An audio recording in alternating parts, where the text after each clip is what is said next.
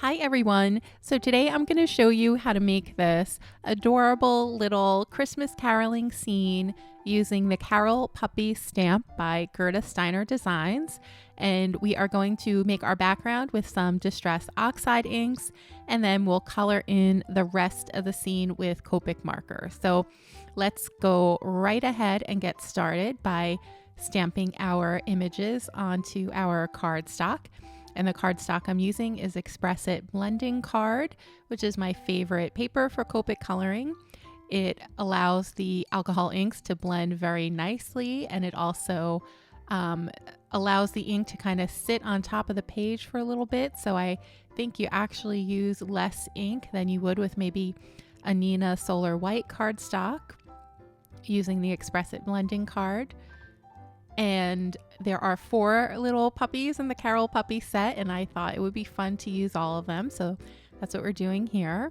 And I just added in a piece of white Post-it tape that I cut a couple of hills onto the bottom of the scene, just so that we save some area for white snow.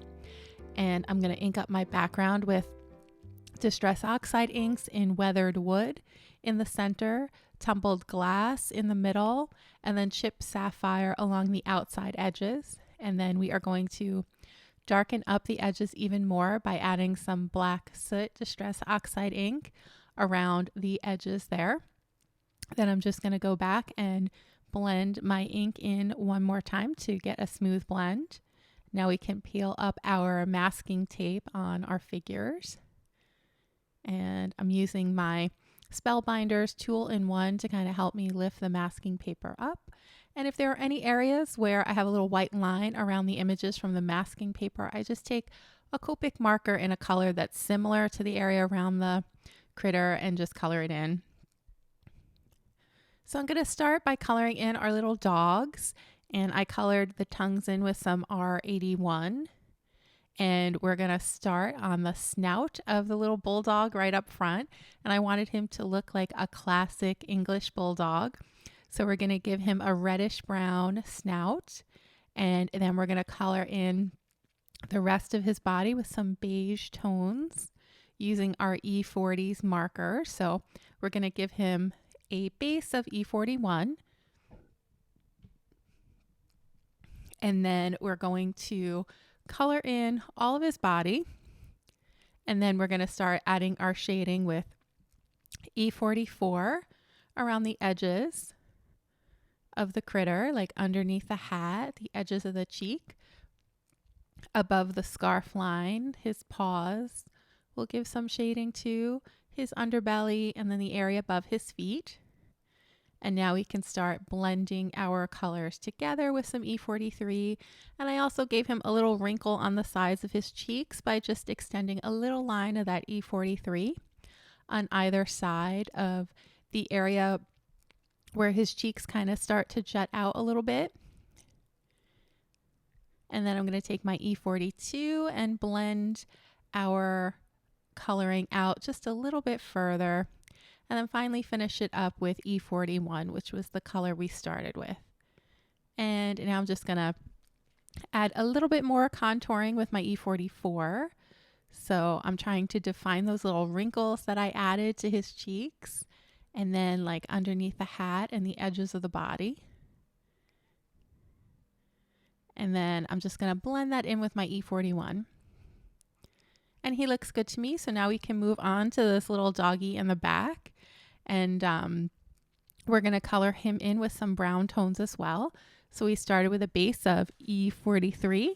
And now we're going to use E47 for our darkest tone. And I'm going to color in his paws as well with the E43 and then the E47. And I colored him in shades of brown that are a little bit duller than the other critters that we have towards the front of the scene, just because he's towards the back. So he would appear a little bit like duller to us or farther away. So that's what I was thinking here. I can't think of the breed of dog that little guy is in the back. I don't know if anyone in the back can remind me. Now we're going to start on this little doggy on the left side. And we're going to give him like a warm caramel color. So we're going to use our E50s here. So base of E51 and then a little E57 above the snout just to give some definition to the nose. And some shading with the E57 as well under the hat, on top of the feet, above the little hymn book that he's holding, or the Christmas Carol book, and his paws as well. And then we will blend all the, oops, I had a little oopsie there, so my marker was overfilled and it bled a little, but we're just gonna keep going and work with it. Little like oopsies like this happen, and so I'm just gonna make our little guy a little darker than I originally planned, just so that that darkness on his left hand doesn't look like it was a mistake. It just looks like that's his coloring. So I'm just going to darken everything up by adding some E59. And that little spot on the snow, we will clean that up later on when we add our shading to the snow.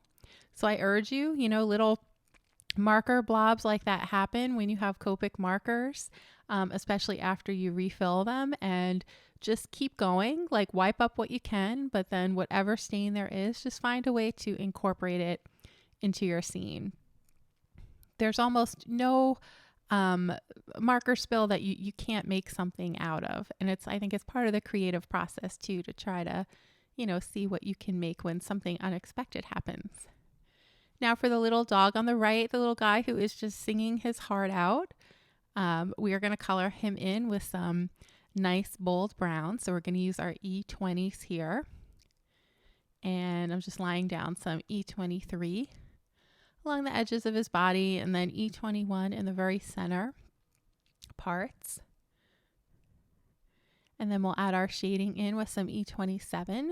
So wherever there's a joint in his body, I will add my shading underneath the scarf, underneath his hat, above the line of the scarf, his little cheeks. I added a little bit of shading to the cheek area. And then I added a little bit more definition to the snout. Now we'll start blending our colors together with E25. And I want to leave a center part in each of his little body parts a little bit light, because it's going to help him look like a three-dimensional being. Then I'm going to shade everything in with E23, leaving a little bit of a light spot on his head, and we'll just add a little bit more lightness with that E21.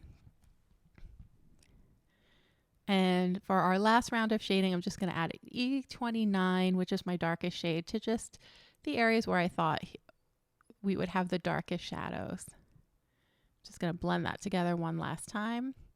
And he looks good to me. So now we can move on to the little bulldog. I thought his nose looked a little too red, so I'm just cooling it down by adding some E40s over the snout, and now I got the color that I liked. So that's been something I've been doing a lot lately. If I'm not crazy about a color that I get, I'll try to glaze it with another color to help change the underlying color a little bit. In that case, like I said, the bulldog's nose was a little too red. I want it to look a little bit more brown, so I just used my E40s. Now we'll color in the little Santa hats on our little doggies, and they're all going to have red Santa hats. So I added in my lightest highlight areas with that yellow-orange marker, and then I put in my contouring color along the edges, and like wherever there's a little fold in the hat, I added my darkest color, which is the R39. And then we're going to fill in with our midtones R29 and then R24, making sure to let a little bit of that yellow-orange peek through, just because it really helps the hats look dimensional and glowing and vibrant. It just gives them a little special something when you add that little yellow glow to red objects. Now we're going to color their scarves. So at this point, I was trying to figure out what other colors I wanted to incorporate into our scene, and I decided I want it to be pretty traditional Christmas. So we're going to have our little bulldog, who's right front and center, to have a very traditional Christmas green scarf. I'm using my yellow greens for this. So yellow green 67, yellow green 17, and then yellow green 01 and 03 for our lightest shades. And then I'm just brightening up the tongues a little bit. The little bit of the scarf that was peeking out on our little guy on the left, I just added some blue greens. And then for our little doggy on the right, I thought we could give him a blue violet scarf. Just because I thought that color would complement the rest of the seam really nicely. And then we'll end up leaving the hymn books white, so we'll just add some shading on them in a second. But for now, we're going to add some shading to the little white ruffle on the Santa hat, and I'm using my C5 along the edges and wherever there's a fold, and then I'll blend that in with C3. Another idea you could use for these ruffles, you could make the ruffles look a little bit poofy by adding some shading with a B000 instead of the C5, and then you could add little specks of color with your C5 and C3 to make it look like the cap is textured. If you want to learn that technique, check out my Santa and Puppy, I think it's called Puppy Kisses for Santa video, and you'll see another technique to add the white fur area on Santa's hat. Now let's focus in on our snow. So I'm just adding in some little snow mounds and snow drifts for them to stand on, as well as some shadowing underneath their feet areas. And I started with my C5, and I'll just blend it out with C3. And when you do this on your own, just make some curved lines that are like a little bit like an S shaped. And if you want it to look like there's a snowdrift that is accumulating at the edges of the page, then you would have your line extend upwards like I have on the right there. So that area is going to look like it's a little like there's snow collecting in the corners. And then if you want it to look like a hill, you would just have your whatever your little critter is standing on, you would just make it look like a little mound. So you would have them stand on the high part of your curve and then have the downward curve next to their feet. So now I am adding in my shading on the hymn books with some C5. And then we'll blend it out with a B60. Just want it to be a little fun here. Instead of using a cool gray marker, I was like, B60 is pretty close to the cool grays. Let's add some of that and see what happens. And I like the look. Helps to distinguish it a little bit from the shading on the little snow drifts as well. And now we're done with our coloring. And I love the just bright boldness of the Distress Oxide ink. Here I'm testing my paper to make sure that it's ready to take embossing powder. So to make sure it's dry, you just do a little test by adding some embossing powder, and if it doesn't stick, then your Distress Oxide ink is dry and it's okay to apply your Versamark ink. I did go over the panel with an anti-static powder tool before stamping the Versamark ink, but you still want to make sure that the ink is dry before you try to apply the embossing powder. Otherwise, it'll stick no matter how much anti-static powder tool you use. Now I'm going to just heat everything up with my heat gun. And I love that sentiment is so adorable and punny. Have a howly jowly Christmas. Then we have our 4 little Carol puppies singing their hearts out. I'm going to add everything to an A2 size card base. And now we're going to add some little musical notes around them just to make it clear that they are singing, singing, singing away. I was thinking of adding some snow, but in the end, I decided to add these little Christmas notes, and they are included as stamps in the Carol Puppy stamp set by Gerda Steiner Designs. You could do both. You could also add a little snow around them as well if you like. I'm using black VersaFine ink for our little musical notes because it's a clear, crisp black ink. Now I'm going to put some glaze pen on the eyes just to make them stand out a little bit. I'm being careful not to smear here. And then I have a little speck on the left-hand side, so I am just going to color it in with some white gel pen. And that's it, everyone. So that is our card for today. Our adorable little Carol puppies just singing their hearts out. I hope you enjoyed this video. I really hope that you give this card a try. It's so much fun, and anyone you send it to will surely love it. Thanks so much, and I will see you again soon in the next video. Have a great day.